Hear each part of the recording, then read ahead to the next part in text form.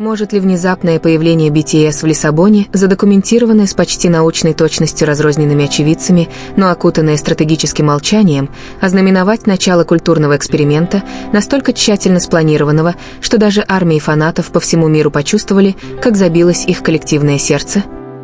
Когда BTS тихо приземлились в Лиссабоне, Португалия, реакцией были не аплодисменты, не ликование, даже необычная аэропортовая суматоха, запечатленная в высоком разрешении. Это была паника. Не страх в обычном смысле, а та самая электризованная паника, которая прокатывается по всему фандому, когда что-то кажется слишком преднамеренным, слишком тихим, слишком не похожим на совпадение. В течение нескольких минут появились загадочные фотографии. Были проанализированы временные метки. Тени и отражения были увеличены. И один вопрос начал эхом разноситься по континентам. Почему Лиссабон? И почему сейчас? Чтобы понять, почему этот момент вызвал такую сильную реакцию, нужно сначала понять природу отношения BTS с неожиданностью. Более 10 лет группа создавала себе репутацию не только благодаря музыке, выступлениям и глубине повествования, но и благодаря стратегической непредсказуемости. BTS не просто появляются где-то. Они занимают определенную позицию. Они не просто так посещают города. Они оживляют их. Поэтому, когда Лиссабон появился на карте, неожиданно, без объяснений и без объявления, это сразу же воспринималось не как путевой обзор, а скорее как тезис. Лиссабон – не самый очевидный выбор. Это не стандартная остановка для мировых поп-гигантов, стремящихся к зрелищности. Это город, пропитанный историей, слоями завоеваний, потерь, поэзии, тоски и тихой стойкости. Ученые часто описывали Лиссабон как город, который помнит все, но мало что раскрывает. Уже одно это вызывало у фанатов BTS беспокойство в самом лучшем смысле этого слова. Почему BTS, группа, известная тем, что вплетает философские вопросы в поп-культуру, выбрала город, чья идентичность вращается вокруг тоски, размышлений и переосмысления? Первые появления были почти подозрительно обыденными. Размытое фото возле отеля на берегу реки. Короткий ролик с черными фургонами, движущимися без лишнего шума.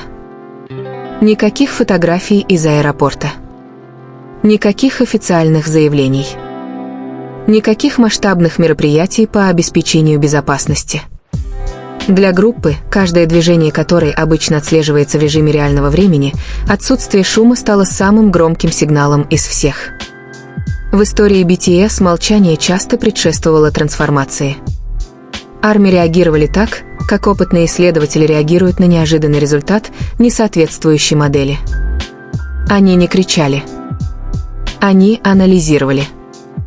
Ленты социальных сетей заполнились обсуждениями, сравнивающими архитектуру Лиссабона с предыдущими концептуальными изображениями BTS. Фасады из азулежу сопоставлялись с цветовой палитрой обложек прошлых альбомов. Река Тагус сравнивалась с лирическими отсылками к пересечению, ожиданию и времени. Было ли это совпадением, или сам город использовался как живая метафора? Спекуляции быстро нарастали. Некоторые считали, что Лиссабон – это временное убежище, место отдыха после напряженного графика. Но эта теория рухнула почти сразу. BTS не появляются публично в местах, которые могут быть символичными, если только символизм не является их целью. Другие предположили, что это место съемок. Но для чего? Для музыкального видео? Для документального фильма? Для новой эры альбома? Или для чего-то более радикального, чего-то, что вновь перекроит границы между музыкой, искусством и повествованием?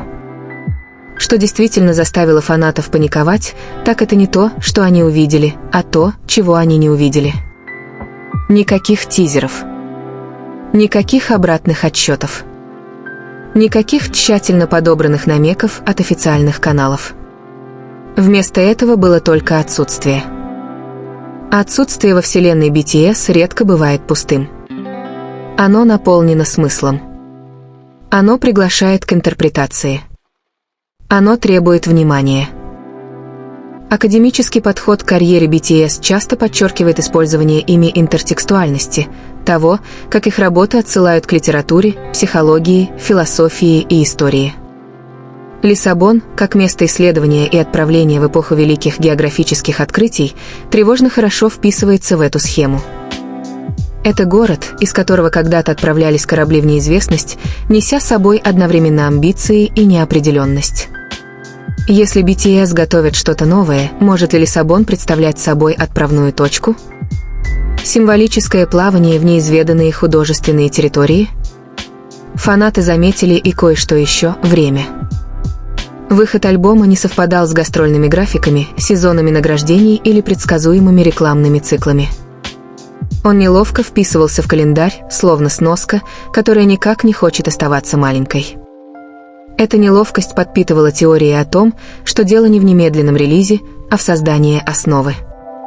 Подготовка. Инкубация. Работа, которая происходит до того, как миру позволено узнать, какой вопрос он должен задавать. А затем появились местные сообщения. Жители Лиссабона описывали, как видели небольшие съемочные группы, осматривающие локации на рассвете. Недостаточно большие, чтобы подтвердить масштабные съемки, но и не случайные. Достаточно, чтобы намекнуть на намерение. Достаточно, чтобы вызвать страх и волнение в равной мере. Зачем тихо осматривать локации, если цель не в секретности? Зачем секретность, если раскрытие не призвано шокировать? Некоторые фанаты начали задавать более тревожный вопрос. Что, если эта речь идет совсем не о музыке, по крайней мере, не в традиционном смысле? BTS давно размывают границы между альбомом и арт-проектом, между концертом и общественным ритуалом. Может ли Лиссабон стать площадкой для междисциплинарного проекта, включающего кино, философию и глобальное участие? Может ли это быть эксперимент, требующий дистанции от привычных культурных центров, чтобы дышать полной грудью? Эмоциональное напряжение еще больше возросло, когда фанаты вспомнили историю BTS, когда они использовали географию как повествовательный прием. От пустынной красоты европейских городов прошлых эпох до символического использования океанов, мостов и незнакомых улиц, место всегда имело значение. Лиссабон с его холмами и скрытыми смотровыми площадками, его меланхоличной музыкой фаду, его ощущением нахождения на краю чего-то огромного, казался почти слишком идеальным. ARMY начали паниковать не потому, что боялись плохих новостей, а потому, что чувствовали приближение важных новостей. Новостей, которые перестраивают ожидания. Тех, которые делают прошлые интерпретации неполными. Паника в этом контексте была предвкушением, доведенным до предела. Вопросы множились быстрее, чем ответы.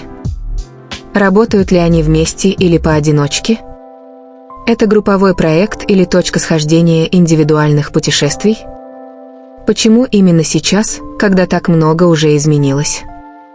И, пожалуй, самый мучительный вопрос: что, если Лиссабон – это не пункт назначения, а начало? Каждый час без подтверждения усиливал драматизм. Коллективное воображение фанатов превратило город в холст. Уличные углы стали потенциальными декорациями. Закаты над рекой анализировались как кадры из невыпущенного фильма. Даже погода подвергалась пристальному вниманию, как будто сама природа могла участвовать в том, что планировали BTS. Что делает этот момент особенно сильным, так это эмоциональный контракт между BTS и ARMY. Это не пассивная аудитория, ожидающая развлечения. Это сообщество, наученное читать между строк, ценить смысл выше зрелища, ожидать искренности даже в неожиданностях.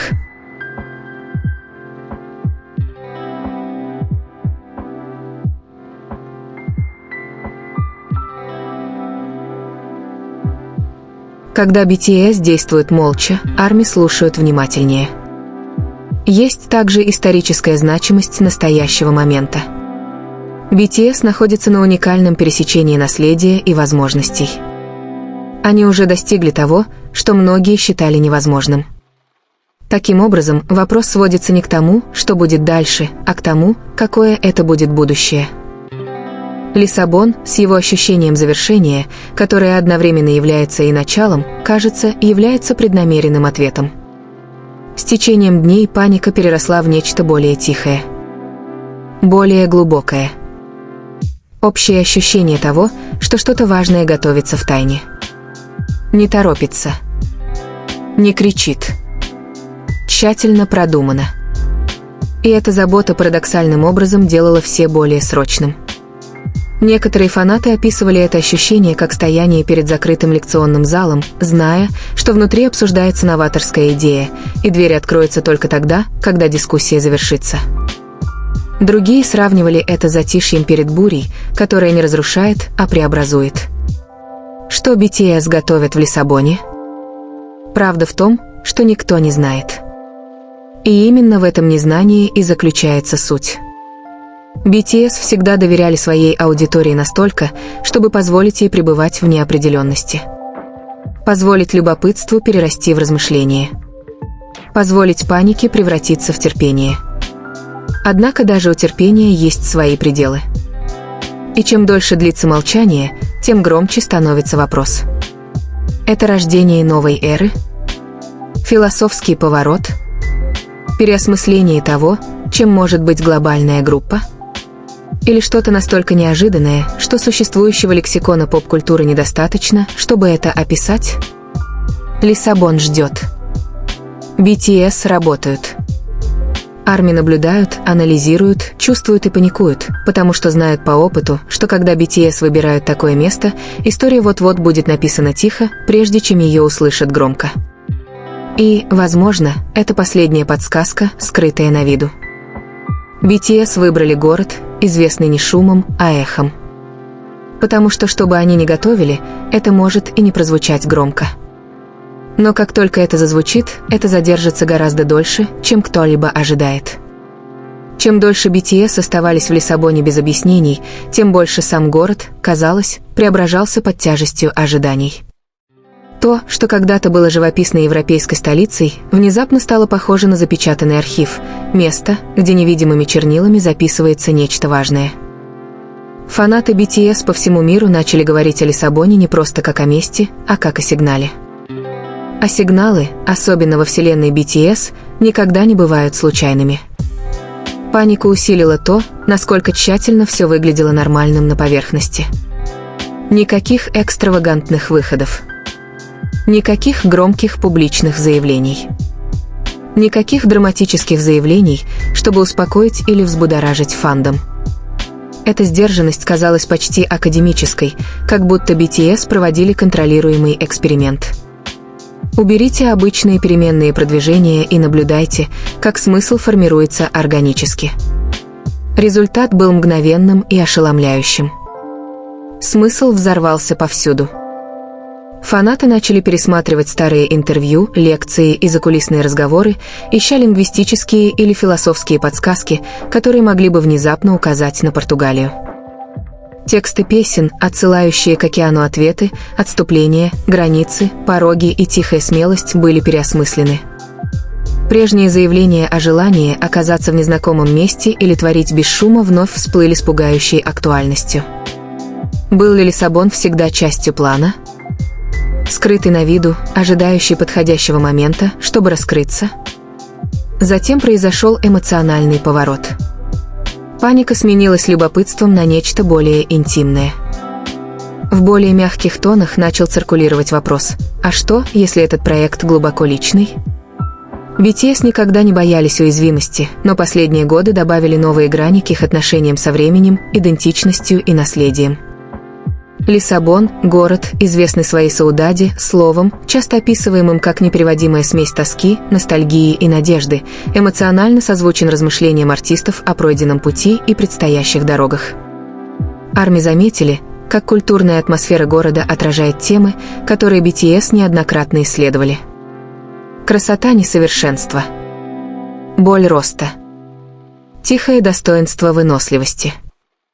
Музыка фаду, рожденная из потери стойкости, внезапно стала ощущаться как негласный саундтрек. Возможно ли, что BTS выбрали Лиссабон не только из-за его эстетики, но и из-за его эмоциональной составляющей? Местные слухи подливали масло в огонь. Владельцы кафе упоминали о тайных визитах. Сотрудники музея намекали на частные показы. Подтверждений не было, только фрагменты. Каждый фрагмент служил подсказкой в головоломке, предназначенной для коллективного решения. Этот метод раскрытия казался знакомым. BTS всегда относились к ARMY не как к зрителям, а как к участникам процесса создания смысла. Паника в этом смысле была участием, доведенным до эмоционального предела.